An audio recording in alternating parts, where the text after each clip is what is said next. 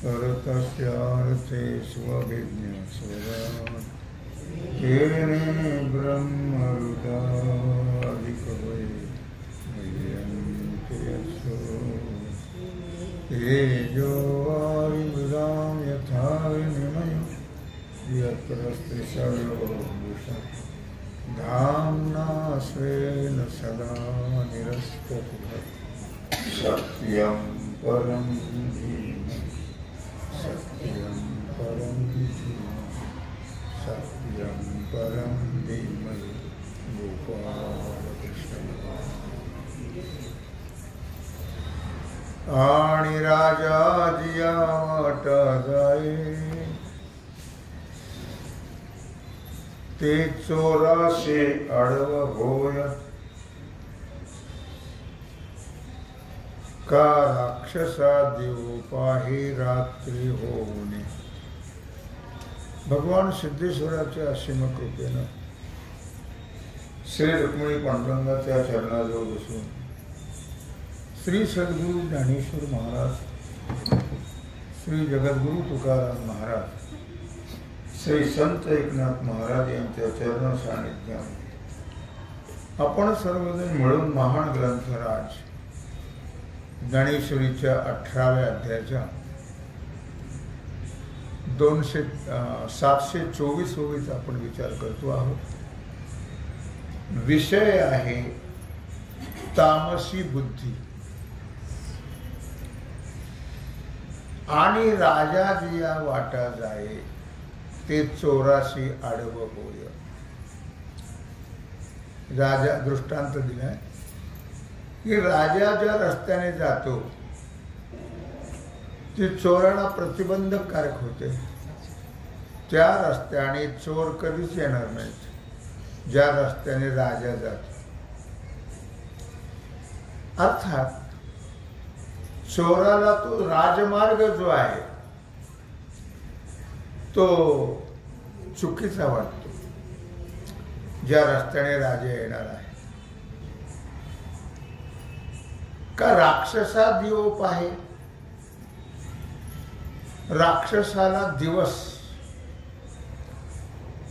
जसा दुर्दुळ आला रात्र झाली की उजेडते त्यानं आणि दिवस उजेडला की त्याला रात्र होते। त्याप्रमाणे या निशा सर्वभूतानां असं म्हटले त्याने किंवा जसं रात्री कोण जागतं आणि दिवसा कोण जागतं।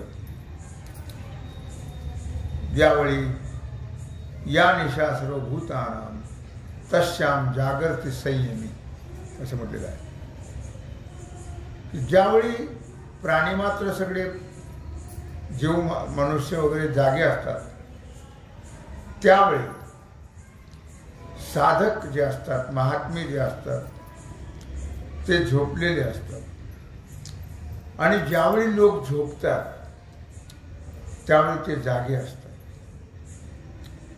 तसं राक्षसा दिव पाहे रात्री होऊ नये। राक्षसांना दिवस हा रात्र होऊन उजाडतो। त्यांना राक्षसांना दिवसा फिरायचं नसतं।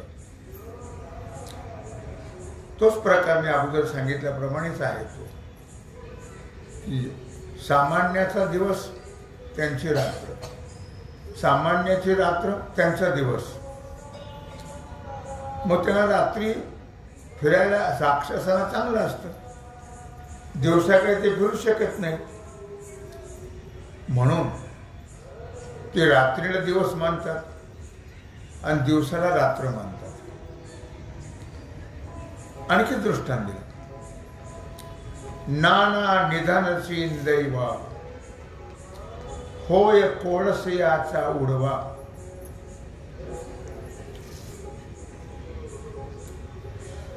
पै असते आपण पी जीवा नाही झाले। नाना निधानाची निदैवा,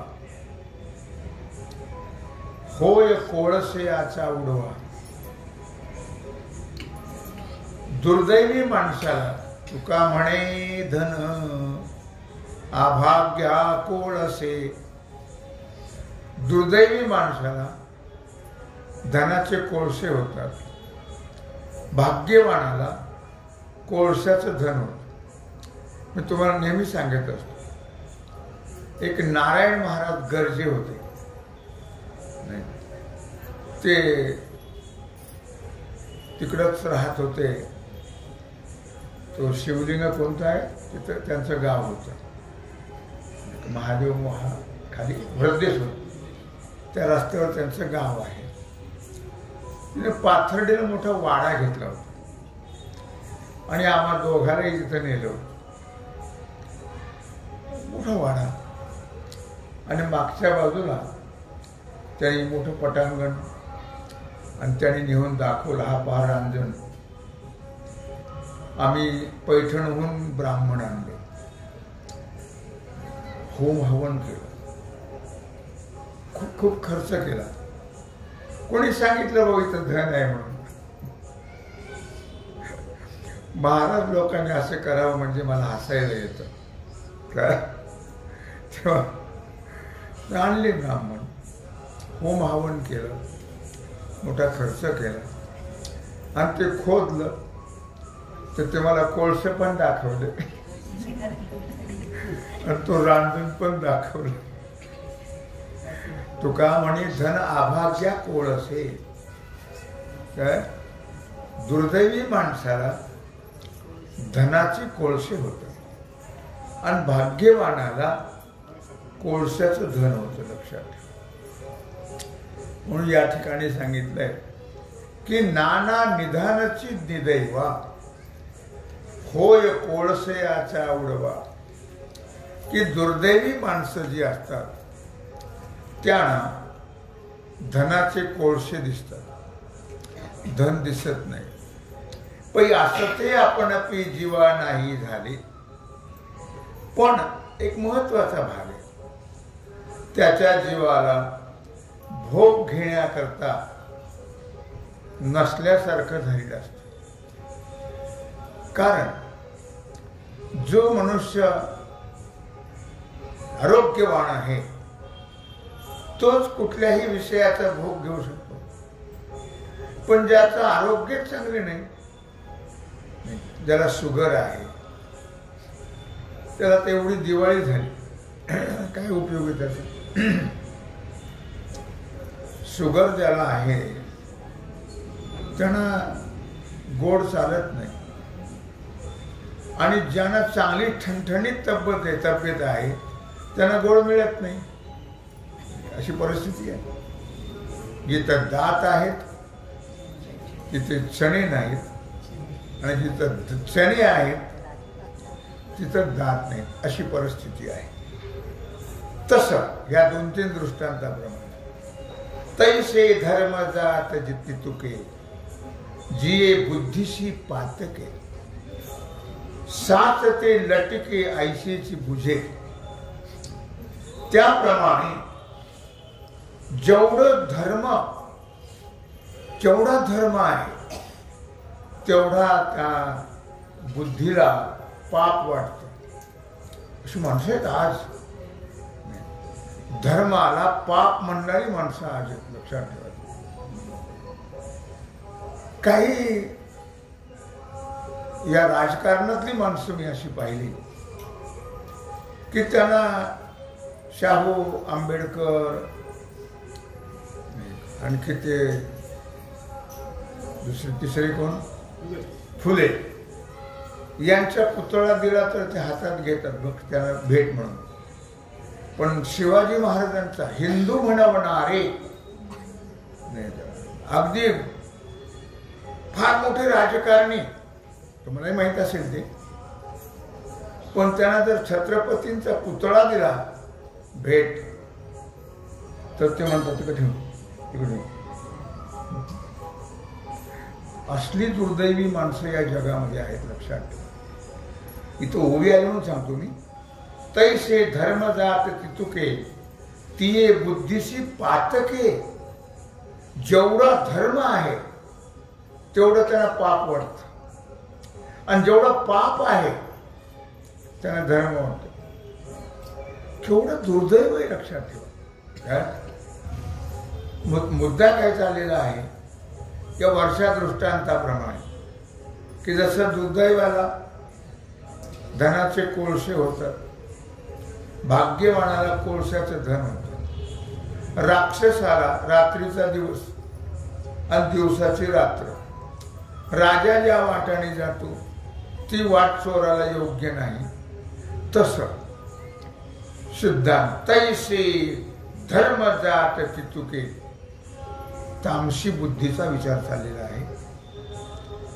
जेवढं धर्म तेवढा त्यांना विषासारखा वाटतो आणि परधर्म त्यांना अमृतासारखं वाटतं.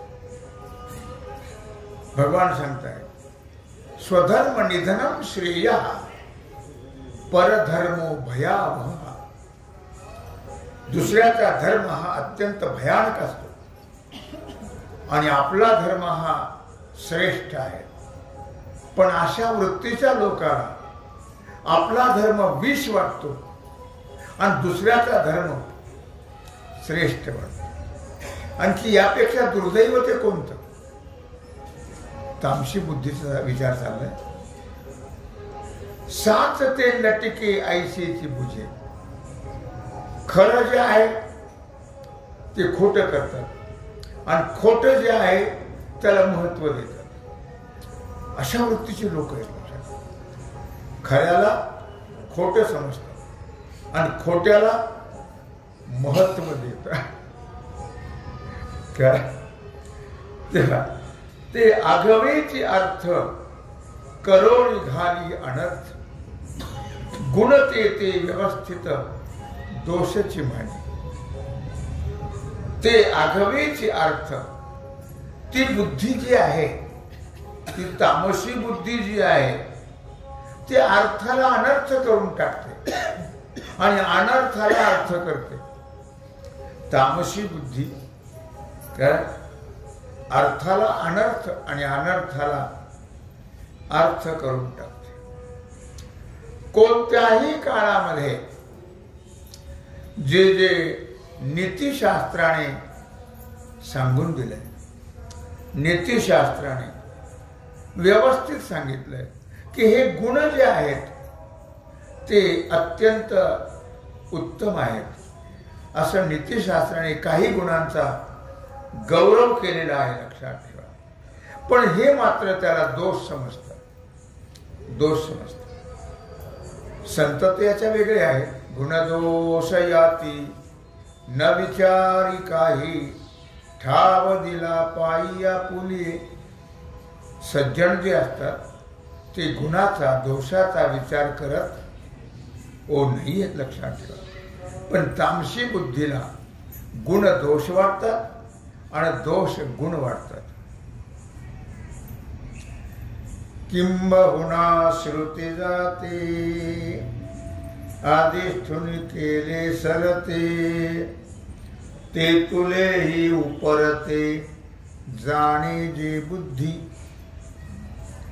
किंबहुना श्रुती जाते.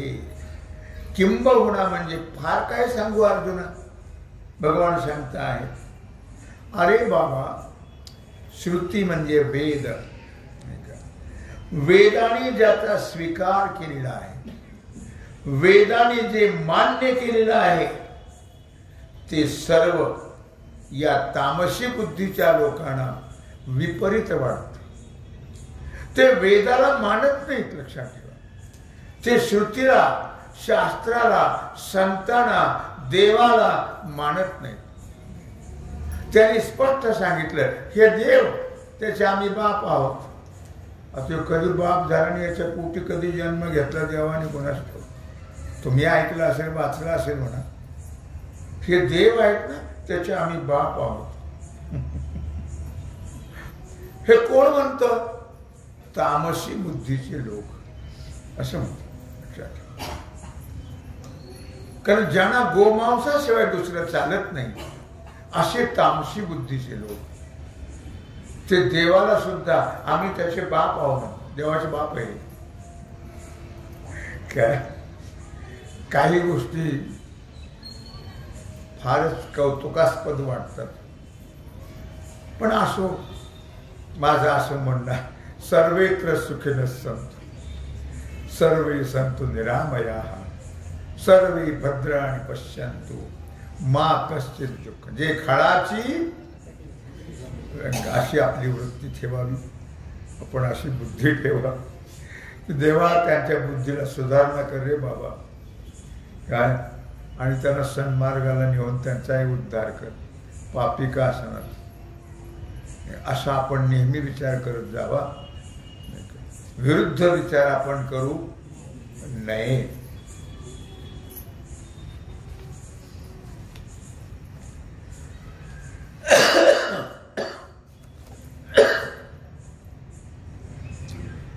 ते कोणाचेही न पुसता, तामसी जाणावी पांडुसुता.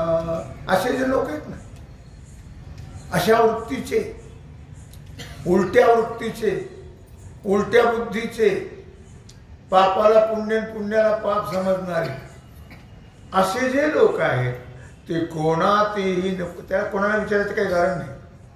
तामसी जाणावी पांडुसुता, बस अशा वृत्तीच्या लोकांना हे कसे येतो, आपण समजून घ्यायचं, हे तामसी वृत्तीचे आहेत, हे आपण समजून घ्यायचं. की ज्यांना चांगलं कधी पटलंच नाही, चांगलं पटतच नाही, सगळं आयुष्य बरबाद झालं, पण चांगलं कधी पटत हो नाहीये. लक्षात ठेवा. कुणाला? तामसी जाणावी पांडुसुता, त्याच बुद्धीला तामसी बुद्धी असं म्हणतात.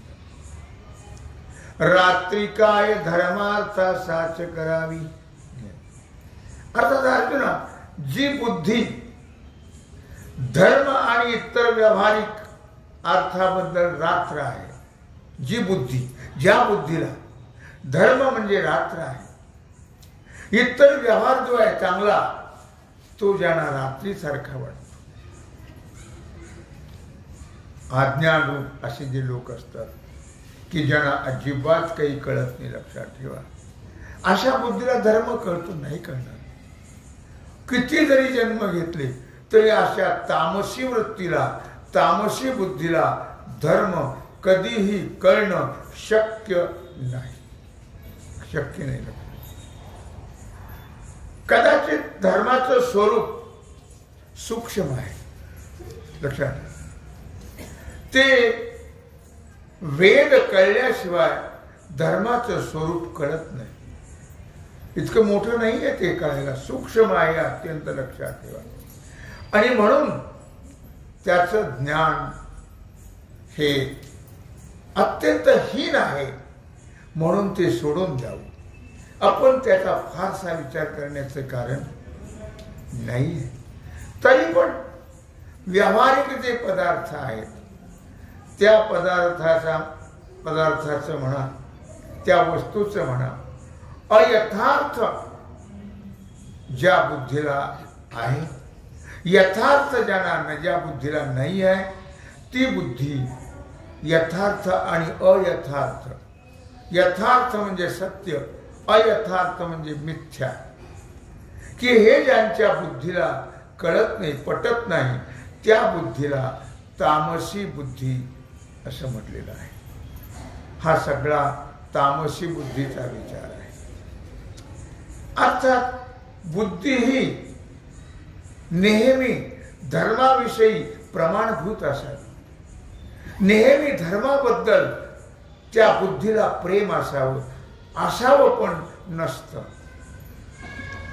सत्य वाटावा धर्म, पण नाही वाटत. धर्माचं उज्ज्वलत्व कळावं, पण नाही कळत. कसं कळेल? अशा बुद्धीला कळत नाही. लक्षात. आणि म्हणून पुष्कळ वेळा यदा यदा हि धर्मस्य ग्लानिर्भवति भारत अभ्युत्थानम धर्मस्य तदात्मानं सृजाम्यहम्. म्हणून कुठल्या का रूपाने होईना धर्माच्या संस्थापनेकरता भगवान कुठल्या रूपात अवतार घेतील काही सांगता येत हो नाही आहे. अधर्म्याला पापाला नाही पटत, हे न पटत तेव्हा कुठं पटत होतं 5000 वर्षापूर्वी, तेव्हा कुठे पटलं 700 वर्षापूर्वी, तेव्हा कुठे पटलं 400 वर्षापूर्वी, कुठं पटलं या लोकांना नाही पटलं. लक्षात. म्हणून त्यांनी या लोकाला त्रासच दिला का डोक्यावर घेतलं, त्रासच दिला. लक्षात. स्वतः भगवंतानी धर्म रक्षणाकरता अवतार घेतला, स्वतः संतांनी सुद्धा धर्म रक्षावयासाठी करणे आटी आम्हासी हेची आम्हा करणे काम. संतांनी सुद्धा धर्माच्या संरक्षणाकरताच अवतार घेतलेला लक्षात ठेवा. म्हणून का त्या काळातल्या लोकांना पटलं नाही, पटत. आजही त्या काळा लोकांना पटत नाही, तेव्हाही पटलं नाही, 5000 वर्षापूर्वीही पटलं नाही, त्या अगोदरही त्रेतायुगामध्ये सुद्धा विरुद्ध लोक नव्हते काय, होते. कृतयुगामध्ये सुद्धा विरुद्ध लोक नव्हते का, होते. हे प्रत्येक युगामध्ये. म्हणून संभवामी युगे युगे. आणि म्हणून भगवान प्रत्येक युगामध्ये कुठल्या ना कुठल्या तरी रूपामध्ये अवतार घेतात आणि धर्म संस्थापनार्थ. त्याला काही विलाज नाही, असं होतच. ते असे लोक असतातच. आणि त्याच्याकरता मग भगवान घेऊन या चक्र गदा हाती धंदा करीतो. दुष्टा काय करतो, भक्ता राखे पायापाशी आणि दुर्जनाशी संहारी. हे काम भगवान करतो. प्रत्येक युगात असं असतंच. असे का लोक, असं काही लोक म्हणतात, असे का म्हणून लोक जन्माला येतात आणि आता बिचारे ते त्यांचं कर्म आहे, त्याला काय करणार. ते प्रत्येक युगामध्ये प्रत्येक काळामध्ये ते असतातच. आणि ते सज्जनाला त्रास देतातच. सज्जनाला त्रास दिल्याशिवाय सज्जनाची कीर्ती वाढत, सज्जनाचं महत्व वाढल्या जात, धर्माचं महत्व वाढल्या जात हो नाही. लक्षात. त्याने जर त्रास दिला नसता तर आज साधू संत सगळे खवळून उठले नसते आणि तेवढा एवढा प्रचार केला नसता आणि लोक जागे झाले नसते. म्हणून जसं खऱ्याला महत्व आहे तसं खोट्यालाही आहे. खोट्याशिवाय खरं कळत हो नाही. अधर्मीशिवाय धर्माचं महत्व कळत, पाप्याशिवाय पुण्याचं महत्व कळत, असज्जनाशिवाय सज्जनाचं महत्व कळत नाही आहे. अभक्ताशिवाय देवाचं महत्व कळत नाही. आणि म्हणून म्हटलं की धर्म निर्णयाकरता 6 खरे वेद आहेत आणि तो धर्म कळणं अत्यंत महत्वाचं आहे. म्हणून तुकोबराला सुद्धा म्हणावं लागलं, धर्माचा तो अर्थ आम्हासीत ठावा, एराणी व्हावा भार माथा. धर्माचा तो अर्थ आम्हासीत ठावा, एराणी व्हावा भार माता. धर्म कळणं, धर्माचरण करणं हे फार महत्वाचं आहे. त्याच्याकरता वेद कळावा लागतो, त्याच्याकरता संत कळावे लागतात, त्याच्याकरता पंथ कळावे लागतात, त्याच्याकरता ग्रंथ कळावे लागतात. एवं बुद्धीचे भेद तिन्ही तुझ विशद, सांगितले स्वबोध कुमुद चंद्रा. भगवान श्री कृष्ण परमात्मा अर्जुनाला सांगता आहेत, एवं बुद्धीचे भेद. अर्जुना, तुला मी सात्विक बुद्धी सांगितली, राजसी बुद्धी सांगितली आणि तामसी बुद्धी सांगितली.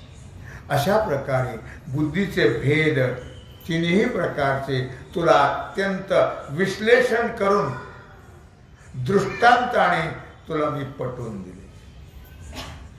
सांगितले स्वबोध कुमुद चंद्रा अर्जुनाला भगवंताने विशेषण दिलं. अर्थात कुमुद चंद्रा म्हणजे कमळाला विकसित करणारा जो चंद्र, असं ज्ञानाला विकसित करणारा जो चंद्र तो अर्जुन आहे.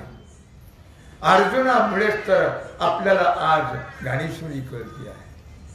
ज्ञानेश्वरी ग्रंथ, ज्ञानेश्वरी सारखा न भूतो न भविष्य. म्हणून जे ज्ञानेश्वरी वाचत नाही,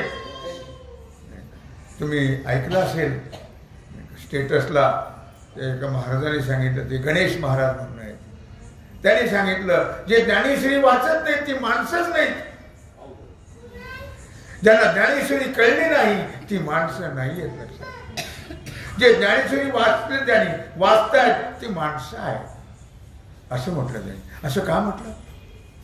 जे वाचत नाही त्याला दोष दिला का? नाही, त्यांनी सुद्धा वाचावी आणि ज्ञानेश्वरीचा अनुभव घ्यावा की काय आहे ज्ञानेश्वरीमध्ये. आता ययाची बुद्धिवृत्ती निष्ठंकिला कर्म जाती खांद मांडीजी धृती त्रिविधा जया. बुद्धीचा विचार आपण आतापर्यंत केला. सात्विक बुद्धीचा केला, राजसी तामसी बुद्धीचा केला. आता धृती सुद्धा अर्जुना 3 प्रकारची आहे. बुद्धीचा विचार केला, बुद्धी आणि धृती. ती धृती सुद्धा अशा प्रकारे 3 प्रकारची आहे. तीही सात्विक आहे, राजसी आहे आणि तामसी आहे. धृतीला सुद्धा, धृती म्हणजे धैर्य, त्याला सुद्धा आधार दिलाय भगवंताने. लक्षात घ्या, ती धृतीचे विभाग तिने यथालिंग सांगिजती सांग अवधान दे. ते धृतीचेही विभाग, अशी जी बुद्धिवृत्ती धृती असं जे म्हटलेलं आहे, त्या धृतीचे सुद्धा विभाग केले 3. आणि ते 3ही प्रकार अर्जुना मी तुला अशा प्रकारे विस्तारपूर्वक सांगणार आहे. फक्त अवधान दे, सावधानतेनं एकाग्रतेनं ऐकण्याचा प्रयत्न कर. म्हणजे तुझ्या ऐकण्याचा, तुझ्या वेळेचाही फायदा होईल आणि माझ्या सांगण्याचा आणि माझ्या वेळेचाही फायदा होईल, असं भगवान अर्जुनाला सांगतात. धृत्या यया धारयते मन प्राणेन्द्रिय क्रियाः योगेन व्यभिचारिण्या धृतिस्सा पार्थ सात्विकी. धृत्या यया धारयते मन प्राणेन्द्रिय क्रियाः. ज्या धृतीनं व्यभिचारी ध्यान योगाने किंवा अव्यभिचारी शास्त्र विहित अशा प्रकारच्या कर्मयोगाने मन, प्राण, इंद्रिये यांच्या क्रिया धारण केल्या जातात, त्याला धृती असं नाव आहे. धारण, धृती धारयते इथे धृती, काय की ज्याने मनाचे काही क्रिया आहेत, प्राणाच्या क्रिया आहेत, इंद्रियांच्या आहेत, हे ज्या कर्मयोगाने धारण केल्या जातं त्याचं नाव आहे धृती. आणि ती धृती सात्विक धृती तुला मी आता सांगणार आहे, आणि नंतर राजसी धृती सांगेल आणि मग तामसी धृती सांगेल. भगवान सांगतायत अर्जुना, तरी उदेल या दिन करू चोरासी थोके अंधकारू का राजाज्ञा अव्यवहारू कुंठवी जेवी.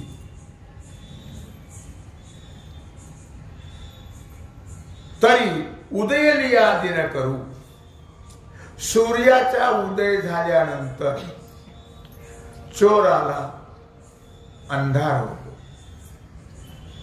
सूर्याचा अस्त झाला की चोराला उजेडलं. असा प्रकार. रात्र झाली की दिवस उजाडला की त्यांना अंधार होतो आणि रात्र झाली की त्याला प्रकाश पडतो. कुणाला? चोराला. तरी उदय याद न करू चोरासी थोके अंधारू. आणि एकदम सूर्य उदय झाला की त्यांचा अंधार काय होतो? अंधाराला बळकटी येते आणि रात्र झाली की अंधार कुठे पडून जातो हे कळत नाही चोराला. चोर काही दिवसा करतात का? आता दिवसाही करतात तसं काही नाही. काय चोराचे प्रकार कशा चोऱ्या ते मला सांगायचं नाही. फक्त कधी रात्री करतात दिवसाही करतात. पण भगवान इथं रात्र दिवसाचा विचार सांगता आहे का? राजाज्ञा अव्यवहारू कुंठवी देवी. किंवा राजाची आज्ञा जी आहे ती आज्ञा नीतिबाह्य जे दुर्व्यवहार असतो नीतिबाह्य त्या दुर्व्यवहाराला राजा नष्ट करतो, कुंठित करतो, म्हणजे त्याचा नाश करतो. आणि सद्व्यवहाराला राजा महत्व देतो. तसं आपण जो विचार करतो आहोत आता तो सात्विक धृतीचा करतो आहोत. त्याचा विस्तार आणि त्याचा मर्म काय आहे ते कळण्याकरता झालेली सेवा भगवत चरणी समर्पित करून राहिलेला जो सेवेचा भाग आहे तो आपण उद्या पाहू. कुंडलिका वरदे.